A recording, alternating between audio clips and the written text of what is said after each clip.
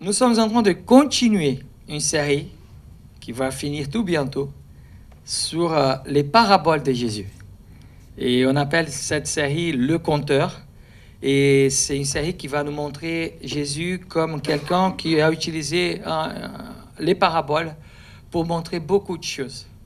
Et donc, les dernières semaines, on a partagé sur 2 de ces paraboles. Et aujourd'hui, on va continuer. On va prendre 2 paraboles en plus et on va partager. Moi, je dois dire que j'étais tellement content et touché par ce contenu. Donc, j'aime quand ça se passe comme ça, en fait. Le message, il est d'abord pour moi. C'est pas parce que je suis le pasteur que je n'ai pas besoin. Bien le contraire. En fait, c'est super important. Et donc, je vous invite à ouvrir vos Bibles, si vous l'avez, dans l'évangile de Marc. On est toujours en train de suivre l'évangile de Marc. Chapitre 4, à partir du verset 26. Et on va aller jusqu'au verset 34. Marc, chapitre 4, à partir du verset 26. Et dit encore, « Il en est du royaume de Dieu comme quand un homme jette de la sémence en terre. Qu'il donne ou qu'il veille, nuit et jour, la sémence germe et croît, sans qu'il sache comment. La terre produit d'elle-même d'abord l'herbe, puis l'épi, puis le grain tout formé dans l'épi. Et dès que le fruit est mûr, on y met la faucille, car la moisson est là. Il dit encore, à quoi comparerons-nous le royaume de Dieu? Ou par quelle parabole les représenterons-nous?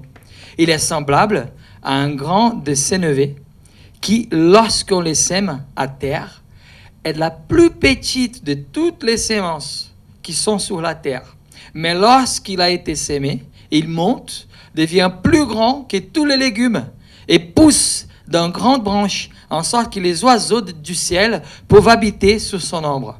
C'est par beaucoup de paraboles de ces genres qu'il leur annonçait la parole, selon qu'ils étaient capables de l'entendre.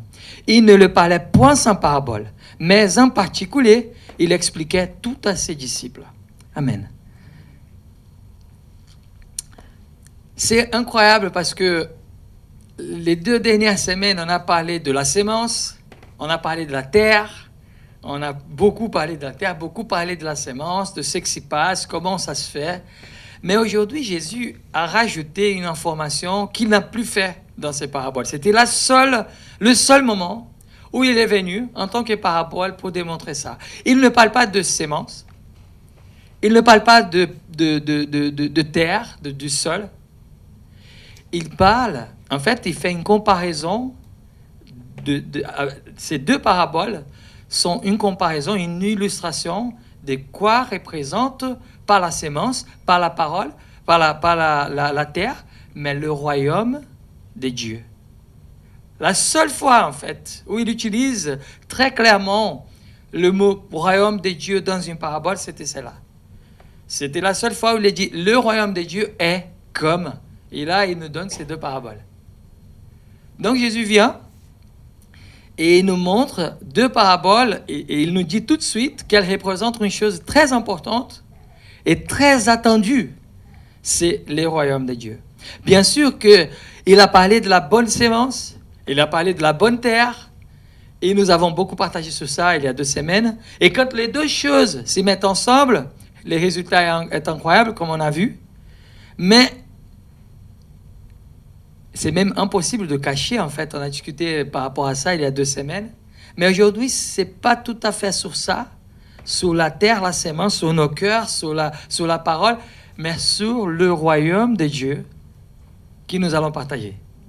Donc, quelle est la signification, qu'est-ce qu'il y a derrière ces histoires, ces 2 histoires, qui va nous montrer une chose qui doit être la plus attendue de nous tous en tant que chrétiens. Paul, il disait dans ses lettres que si après la mort, il n'y a rien de plus, il n'y a pas la résurrection, il n'y a pas le royaume de Dieu, nous, les chrétiens, sommes les plus malheureux des hommes.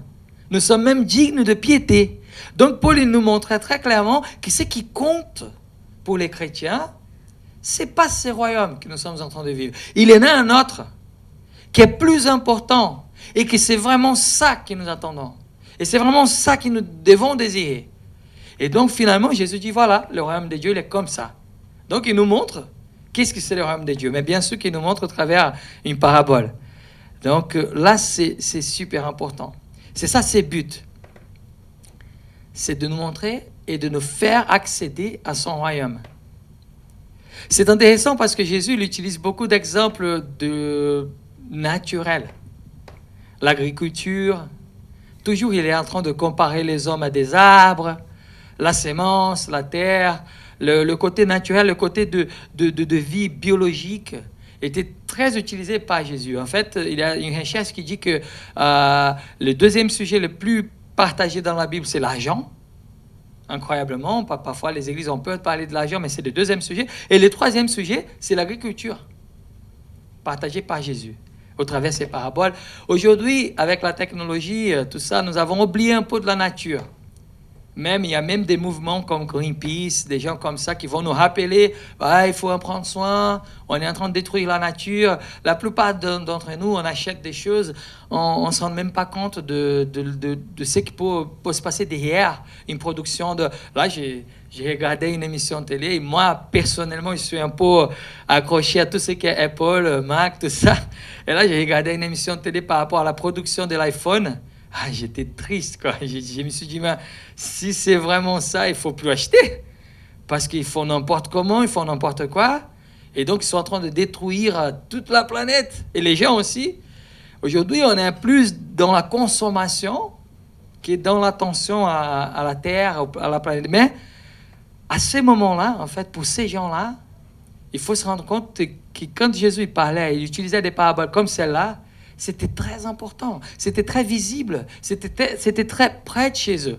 Aujourd'hui, on a envie de manger de la tomate, on va normalement... Bon, je suis passé chez des Decathlon, ils ont même là des petites tomates, ça c'est incroyable. Moi, je n'ai pas ça dans mon petit balcon parisien. Donc, on a envie de manger de la tomate, on va acheter chez les vendeurs. On ne sait pas vraiment d'où elle vient, on sait pas... mais à ce moment-là, c'était derrière la maison de chacun. Donc, quand il parle de ça, c'était très visible, c'était très clair, et en même temps très compliqué. On a envie de regarder l'heure, on voit les smartphones, la montre, tout ça. Ils avaient envie de regarder l'heure et regarder le soleil. On a envie de savoir quelle est la saison, comment ça va se passer, on voit le calendrier. Ils avaient envie de voir la saison et regarder la lune. Donc, tout était lié à la nature. Donc, c'est très fort. Et Jésus, il prend cette parabole pour dire que ça se ressemble au royaume de Dieu. Et nous allons voir juste deux choses un peu principales. Il y a tellement de choses dans ces deux paraboles. On n'aura pas de temps, malheureusement. Donc, moi, j'ai choisi deux choses. J'étais bouleversé, en fait, depuis lundi, et je vais raconter ça tout à l'heure, mais depuis lundi, j'étais bouleversé par tout ça. Et ça continue, ça résonne dans mon cœur, mais bon, on n'arrive pas à tout dire. Et donc, on va juste parler de deux choses. La première, elle se trouve dans les premiers versets. Il est né du royaume de Dieu comme quand un homme jette de la sémence en terre. Qu'il donne ou qu'il veille, nuit et jour, la sémence germe et croît sans qu'il sache comment. La terre produit d'elle-même d'abord l'herbe, puis l'épi, puis le grain, tout formé dans l'épi. Et dès que les fruits est mûrs, on y met la fossile, car la moisson est là. Première chose, nous ne sommes pas habitués à être en dehors du contrôle des choses. Ça ne fait pas partie de notre habitude, en tout cas de notre désir humain. La première chose qu'on voit tout de suite dans cette parabole, parmi plusieurs, mais un peu, je vais dire un sujet un peu central, c'est que la première chose qu'il montre, c'est que tout ce que les gens avaient envie et que nous avons envie de faire et de vivre, de contrôler, d'organiser, d'être le maître de ma maison, de mon argent, de ma vie, de jour et de nuit, de mon temps, de mon planning, Jésus, il casse tout de suite cette histoire. Il dit, mon royaume n'est pas comme ça. N'est pas comme ça. Il y a un ordre, mais mon royaume est beaucoup plus large, beaucoup plus profond, beaucoup plus grand. Il n'arrive pas, vous n'allez pas arriver, vous n'arrivez pas à comprendre mon royaume. Tout ce que nous voulons, normalement, c'est d'être en contrôle de la situation. Une des choses que je déteste, en fait, c'est quand on est dans un lieu pour une démarche administrative, par exemple, et on arrive avec nos dossiers, avec tout ce qu'il faut. D'abord, il y a la queue, et là, on ne peut rien faire. Ou sinon, on prend un petit ticket avec un numéro, on regarde, là, ça montre le 15, notre numéro, elle est 78. Et là, on dit, ah non, là, on perd le contrôle complètement. On avait prévu de faire quoi que ce soit un après-midi, on avait prévu de faire ceci, cela dans 2 heures, dans 30 minutes, et là c'est fini. Hein. On regarde le numéro, on doit rester là-bas, bah, c'est le 15 sur les 78, c'est mort. Donc j'ai perdu complètement le contrôle de ma journée. Moi je n'aime pas ça. Et donc on attend, on arrive, et là il y a toute la démarche, on vient avec tous les documents, tous les papiers. Normalement il nous demande 10 papiers différents, 10 documents différents. On y arrive avec les 10. Ils vont nous demander le 11e. Normalement, c'est comme ça, dans des démarches administratives. Bah, mais ouais, je ne savais pas. Et donc, on perd complètement le contrôle quand on est dans ces situations. Et on n'aime pas. Moi, en tout cas, je n'aime pas. Mais il n'y a rien à faire. Il faut attendre, il faut rester, il faut être... Moi, j'essaie de ramener un bouquin pour toujours essayer de garder mon contrôle alors qu'il n'existe plus. Et donc, Jésus nous montre que l'évangile, le message de l'évangile a tout à voir avec la rentrée du royaume de Dieu. Il représente ça de plusieurs manières. Mais d'abord, il nous montre, comme la Bible nous dit en Apocalypse, que le royaume de Dieu, quand le royaume de Dieu arrive, tout s'y fait nouveau. Tout est nouveau, tout est différent. On n'arrive pas alors qu'on essaye, et c'est dommage, parce qu'on ne devait pas faire ça.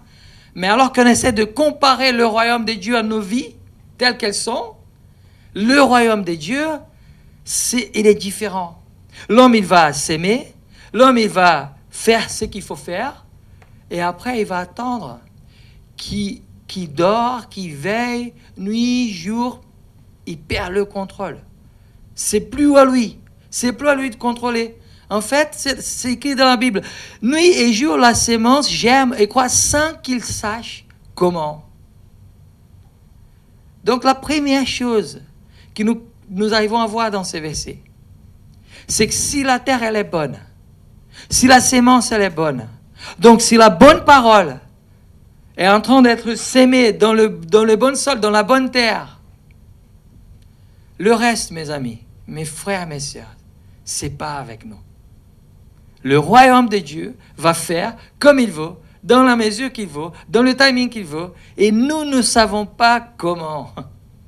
C'est la première chose. Si vous pensez, et là je suis incluant, si nous pensons que nous pouvons organiser les choses, les bénédictions, que nous pouvons la cadrer, que nous pouvons l'organiser, la mesurer, sur nous-mêmes, nous nous sommes trompés. Si nous pensons que nous pouvons anticiper les choses, si nous pensons que nous pouvons anticiper les réponses, la direction ou la bonne mesure, ou nous prions pour une chose et nous essayons toujours d'anticiper la réponse et on commence à courir à droite, à gauche dans des réunions de prière pour essayer d'avoir une prophétie et jusqu'à connaître cette prophétie, on ne s'arrête pas parce qu'on essaye d'anticiper la réponse. Si nous sommes en train de faire ça, je suis désolé de vous dire, et même pas désolé parce que c'est biblique, nous nous sommes trompés. Parce que le royaume de Dieu n'est pas comme ça. Si nous pensons que nous pouvons contrôler le royaume de Dieu et l'organiser comme un morceau de pizza dans notre grand pizza qui s'appelle la vie, et donc il y a mon boulot, il y a mes finances, il y a ma vie amoureuse, il y a ma famille, il y a aussi le royaume de Dieu là, comme un des morceaux, nous nous sommes trompés. Parce qu'il ne fait pas partie d'un petit morceau, on n'arrive pas à mesurer, on n'arrive pas à contrôler le royaume de Dieu. Si nous pensons à tout ça et si nous essayons de faire tout ça, on n'est pas bien.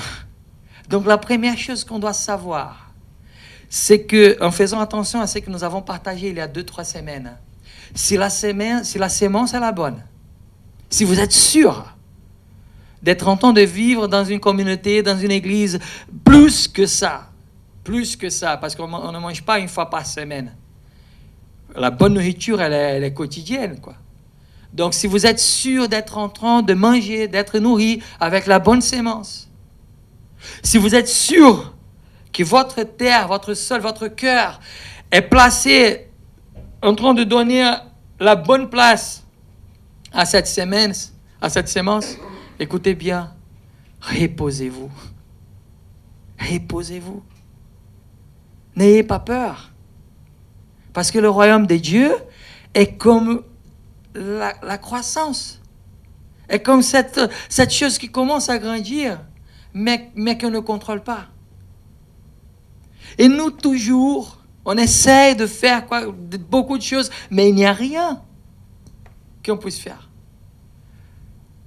Sinon, de dire, comme la prière nous apprend à dire, que ton royaume vienne, que ta volonté soit faite. Ça a l'air très basique, hein, c'est que je suis en train de dire. Et ça, c'est le danger. Ça, c'est le danger. Parce que la croix, plusieurs personnes vont penser même la croix a l'air très basique. Il y a un vrai danger dans la vie chrétienne. C'est de s'éloigner de la croix. C'est de s'éloigner de ce qui est fondamental.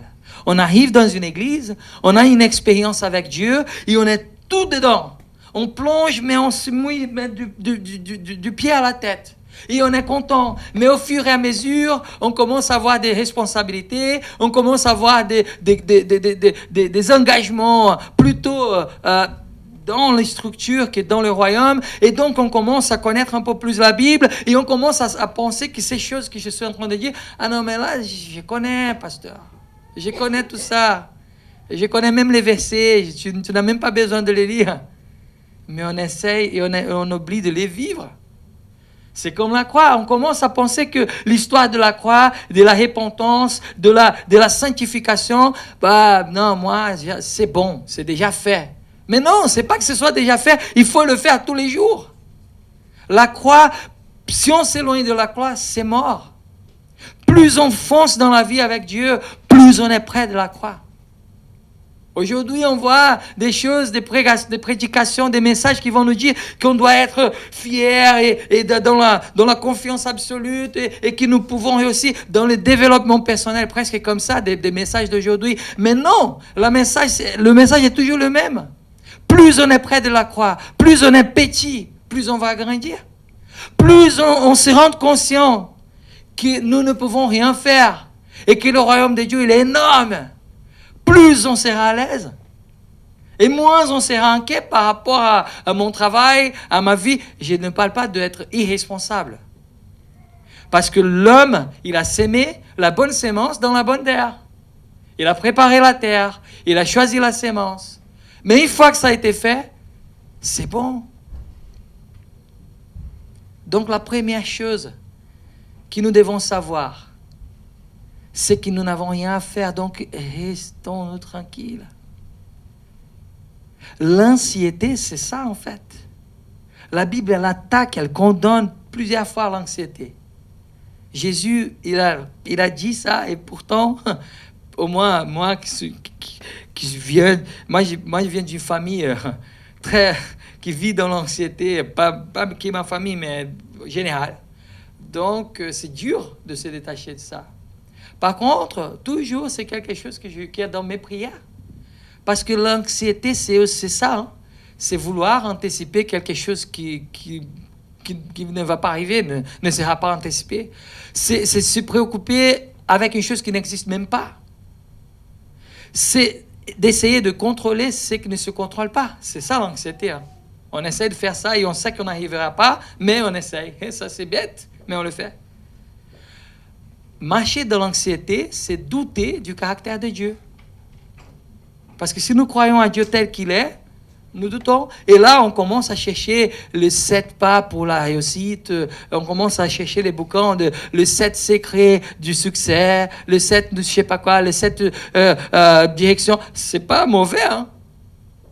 Mais là, on est en train de rentrer dans un marketing très cosmopolite, très merchandise. Et on oublie que le royaume de Dieu nous dit tout simplement, tu fais ton boulot, tu t'occupes de savoir que tu es en train d'avoir la bonne sémence et de préparer la bonne terre, et laisse-moi faire le mien. Tu ne sais pas comment, mais t'inquiète pas, ça va grandir. Je ne sais pas si vous avez déjà vu, en fait, un moment juste après, en fait, que la sémence est jetée sur terre. En fait, ça a l'air mort, quoi. Il n'y a pas de verre, il y a juste la terre. On n'arrive même plus à voir la sémence, donc c'est pas beau. Juste après je sais pas comment on appelle ce acte de s'aimer, je sais pas, je sais pas. Mais juste après ça, si on regarde la terre, elle est pas verte, elle a pas des plantes merveilleuses tout de suite. Mais c'est fait. Et donc il faut attendre. C'est ça que Dieu est en train de nous dire.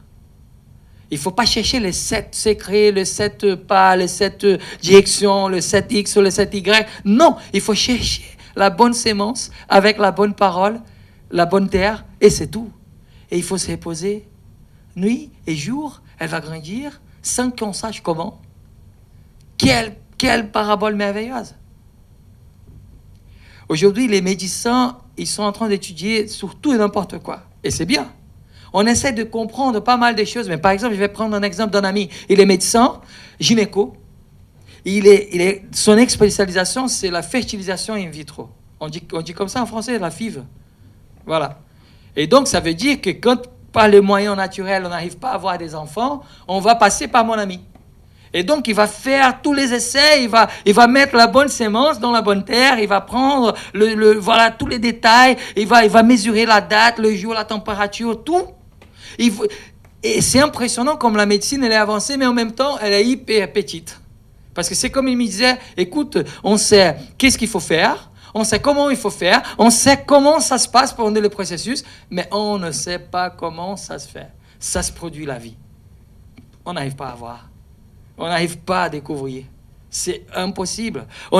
Sinon, il m'a dit, écoute, dans mon métier, ça coûte très cher ce que j'ai fait. Les moments, ils arrivent, les futurs moments, ou les possibles moments, et papa, ils arrivent très déçus, d'abord, parce qu'ils ont déjà essayé de tous les moyens imaginables, et bon, il y a tous les moyens, même des drôles, et ils n'ont pas réussi. Et donc, ils viennent vers moi. Et donc, tout de suite, je lui ai dit, on a une chance jusqu'à 40%. C'est jusqu'à 40% des chances que ça marche. Et ça coûte super cher. Et quand même, ils convaincre les gens à le faire. Donc, ils ont tout essayé, ils n'ont pas réussi. Et il vient vers un médecin qui va vider tous ces portefeuilles et ces petits agents de poche de tout ce qu'ils avaient, parce que ça coûte beaucoup d'argent. Là, les chances, elles ne sont pas énormes, ça dépasse jamais les 50%, et quand même, il les convainc de les faire. Et là, j'ai posé la question, mais comment tu fais ça? Comment tu convaincs les gens qui sont déjà dans... Et je dis, mais c'est simple, je crois que ça va se faire. Mais je crois que ça va aller. Et je suis là avec eux comme un spectateur. Je mets la bonne sémence, je prends la bonne terre, j'essaye, je fais toutes mes études jusqu'à où je peux, mais après, c'est plus à moi. Et lui, il est chrétien. Donc, il dit, là, mon ami, et j'ai pris, moi, personnellement, il disait, moi, j'ai pris énormément pour tous mes clients. Parce que seulement Dieu peut faire ça. Et je ne sais pas comment. Et on n'arrive pas à comprendre comment. Donc, c'est ça. Ils vont croire. Ils vont avoir confiance. Voilà le but de cette première partie. Vivre et attendre le royaume de Dieu, c'est une histoire de confier, de confiance. De prendre ça comme une vérité. On met la bonne sémence. On connaît la bonne sémence. C'est la parole de Dieu.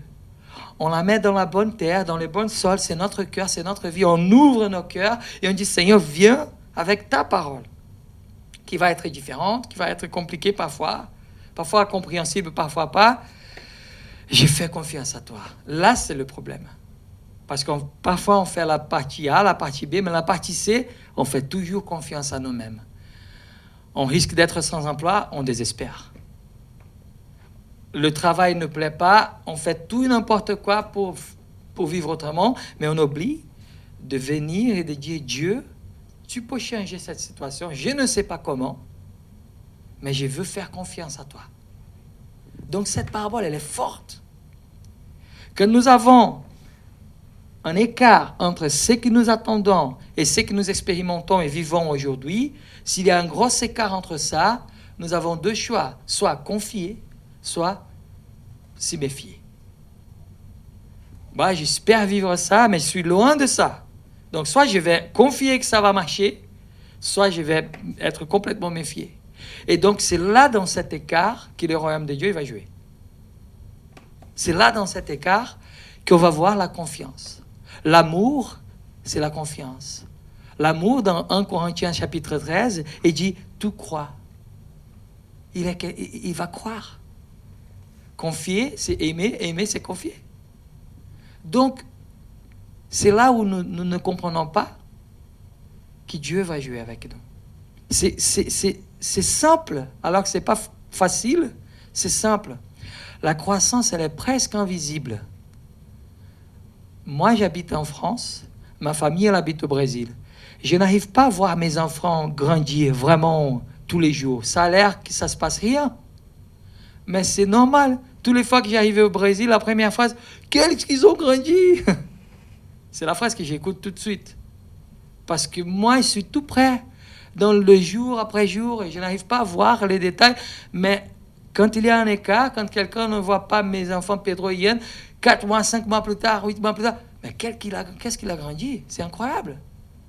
Parfois, nous n'arrivons pas à voir. Imaginez-vous, le fermier là qui vient de s'aimer, s'il est inquiet, et chaque minute, il vient avec sa mesure. Est-ce qu'il a grandi? Est-ce que la semence a poussé? Ah, il a levé des fous. Il ne va pas faire ça. Il va attendre. Et il va confier que ça va marcher. C'est comme ça. Parce que la saison, la pluie, tout ça, il ne peut rien faire. Donc c'est ça. Je vais vous donner un exemple. Tous les lundis, il y a un groupe de cette église qui est en train de se former comme des anciens, avec moi, David, on est en train de se réunir. Ça fait à peu près 1 an. Pour organiser l'église.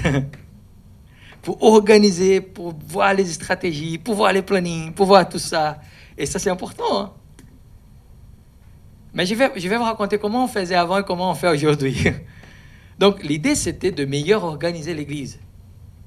Et donc, on divisait notre réunion en 3-4 parties. On faisait une petite dévotionnelle, et après, on trouvait un bouquin parce que c'était super important, et c'est du contenu. Et après, on parlait du culte, on faisait une évaluation, et après, on parlait d'autres choses. Et on essayait dans 1h30, avant que nos femmes commencent à nous appeler, énervées, rentre à la maison, on essayait de tout faire pour que ça marche.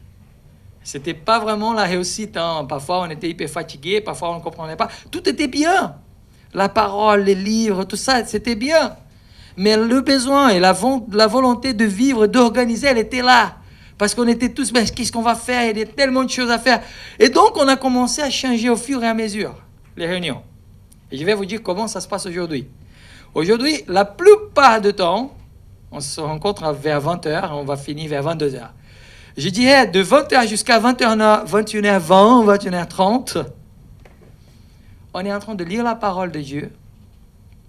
Normalement, les textes qu'on va prêcher dimanche, par exemple, ce texte a été lu lundi.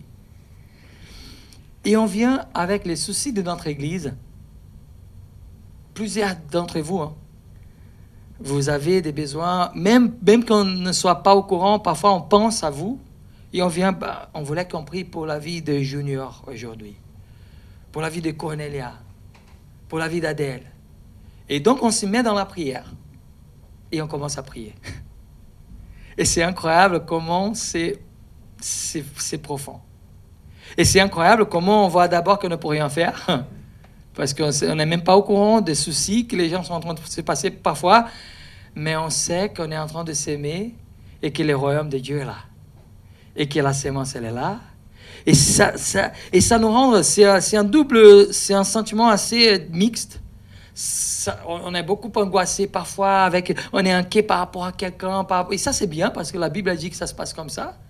Mais en même temps, on est content avec les témoignages, les choses qui s'y passent. Ça fait 4-5 mois qu'on est en train de prier, on ne voyait rien et ça arrive comme ça. Je dis, mais c'est incroyable. Et donc, on prie.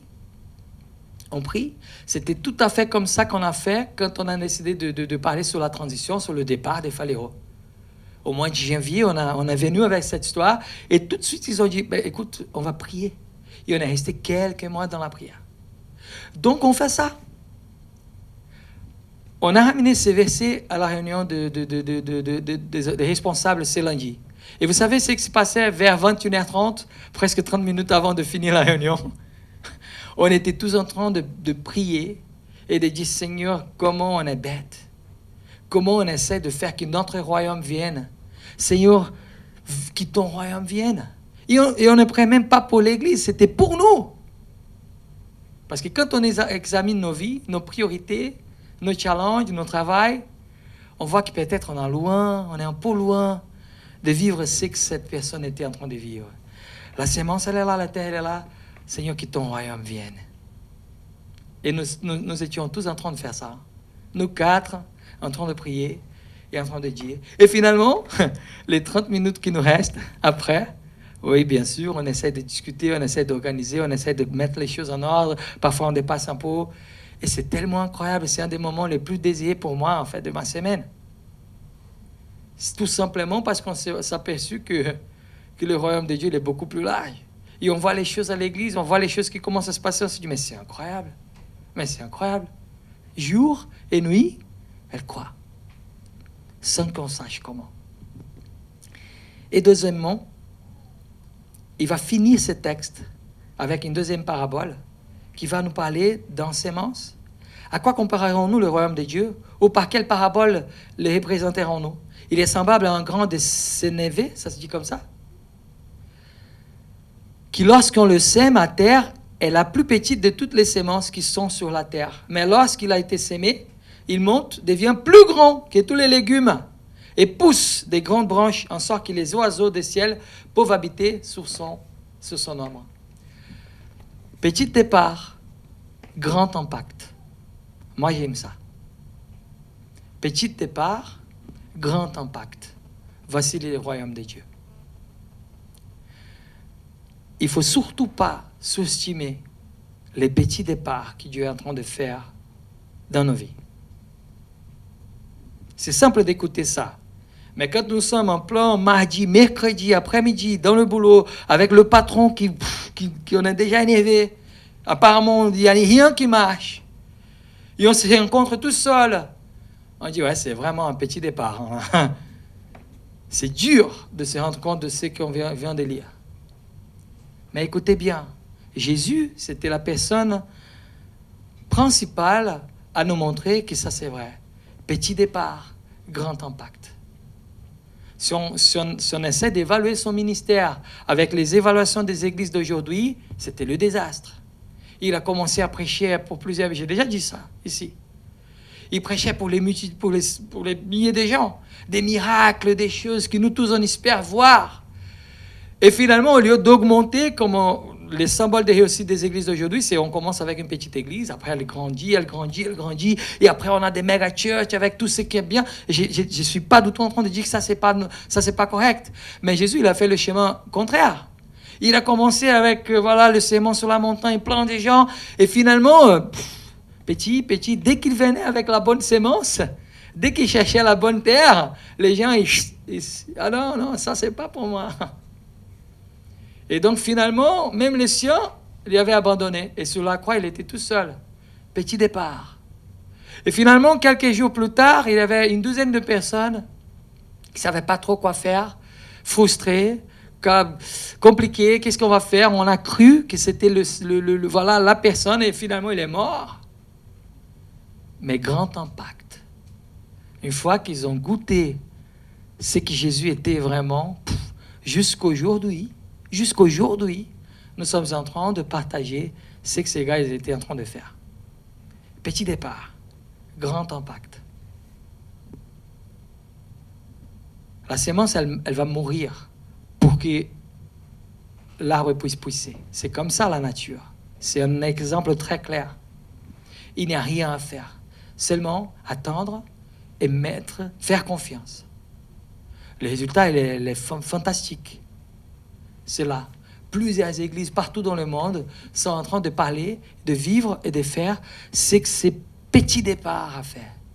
C'est ça qui a dérangé les Juifs. Les Juifs, ils n'ont pas pu accepter le roi, le sauveur, parce que finalement, ce que nous voulons, et là on revient au premier point, c'est que le royaume vienne, que ça se fasse vite et que ça se fasse de notre manière. C'est ça. Et Jésus, il arrive d'une manière différente, d'une posture différente, pour annoncer un royaume différent. Et donc les Juifs ont tout de suite rejeté ça. Ça ne parle pas. C'est pas comme ça qu'on veut. On veut le spectacle, on veut la puissance. Il arrive tout petit. C'est quoi cette histoire? Si on veut grandir, il faut qu'on soit plus petit? Non, ça c'est pas logique. Normalement, aujourd'hui, on voit beaucoup de choses qui essayent de représenter les royaumes de Dieu avec des grands départs, mais des petits impacts. On dépense beaucoup d'énergie, et encore une fois, je ne suis pas contre des conférences, mais moi, j'ai beaucoup changé. Et j'ai dit pour moi, avant, pour moi, les royaumes de Dieu, c'était des méga événements chrétiens, avec beaucoup de lumière, avec beaucoup de puissance, avec des bons chanteurs, des bons prédicateurs. C'est pas que ce soit mauvais, ça c'est bien. Mais quand je regarde et quand je commence à évaluer l'énergie que je dédiais à ça, et après, avec l'évaluation, quel était l'impact que ça a vraiment créé? Là, je me suis dit, je ne sais pas. Et dans ma vie personnelle, dans des petits départs que j'avais faits avec mes amis, des choses que personne n'était au courant, quelques années plus tard, là, je voyais un grand impact. Je dis, waouh, comment c'est incroyable. J'ai parlé de Dieu à cette personne et on a pu partager pendant 3 mois que nous deux. Regarde où elle est. Qu'est-ce qu'elle est devenue? C'est incroyable. J'ai pas dépensé de l'argent. C'était gratuit, c'était tranquille. Mon énergie, elle n'était pas vraiment sur ça. Aujourd'hui, les royaumes de Dieu, on essaie de les représenter avec des grandes structures, mais avec des petits impacts. Et Jésus nous montre petit départ, grand impact. Ne sous-estimez pas ce que vous êtes en train de faire dans votre travail. Votre vie peut paraître très très petite quand on pense à ça. Qu'est-ce que c'est ma vie? Je ne suis même pas bien dans ma peau. Je n'ai même pas d'emploi en ce moment. Je n'arrive même pas à parler avec ma voisine, à mes voisins. Je suis seul, je suis perdu. Sachez que Dieu est là et que dans ce petit départ, il peut vous utiliser énormément. Joseph, s'il avait oublié de ça, toute l'histoire qu'on connaît aujourd'hui, elle allait disparaître. Parce que quand il était au pire de ces cadres de réussite, c'était quand Dieu lui a utilisé pour une chose très pertinente. Cette histoire d'interprétation de rêve lui a posé beaucoup de problèmes. Et finalement, il était même en prison. Mais c'était là, en prison, que quelqu'un a fait un rêve. Et c'était à lui de l'interpréter. Et les choses ne se sont pas faites tout de suite. Hein. Il est resté encore un peu plus de temps là-bas. Rien n'a changé. La sémence, elle était là, mais la terre avait l'air de... Voilà, c'est normal. Petit départ, grand impact. Restez-vous tranquille, dans la joie. Si vous êtes sûr qu'il a la bonne sémence, et dans le bon sol, dans la bonne terre, restez à l'aise, restez tranquille. Si vous n'arrivez pas à voir dans votre travail qu'est-ce qui peut se passer, comment le royaume de Dieu peut arriver là-bas, faites confiance à Dieu. Parce qu'on ne sait pas comment, mais il est en train de grandir. Il est en train de grandir. Si vous n'êtes pas satisfait où vous êtes, sachez que si vous êtes là, vous avez une opportunité unique de vivre le royaume de Dieu dans cet endroit. Soit dans vos travails, soit dans le bâtiment où vous habitez, soit dans vos vies. Donc, mon conseil pour vous, pour moi, pour notre Église, c'est de faire ce que nous avons décidé de faire lundi. Après avoir écouté tout ça, très basique, très connu, Seigneur, que ton royaume vienne. Il est différent de tout ce que j'ai pas pensé, tout ce que j'ai pas imaginé. Je n'arrive pas du tout à voir une sortie. Je n'arrive pas à voir. Seigneur, voici la terre, voici ta sémence. Seigneur, la croissance vient de toi. Voilà le message d'aujourd'hui. Ces 2 paraboles tellement puissantes. tellement puissante. N'essayez pas de contrôler les choses. Faites confiance à Dieu. Et deuxièmement, ne sous-estimez pas les petits départs. Petit départ, grand impact.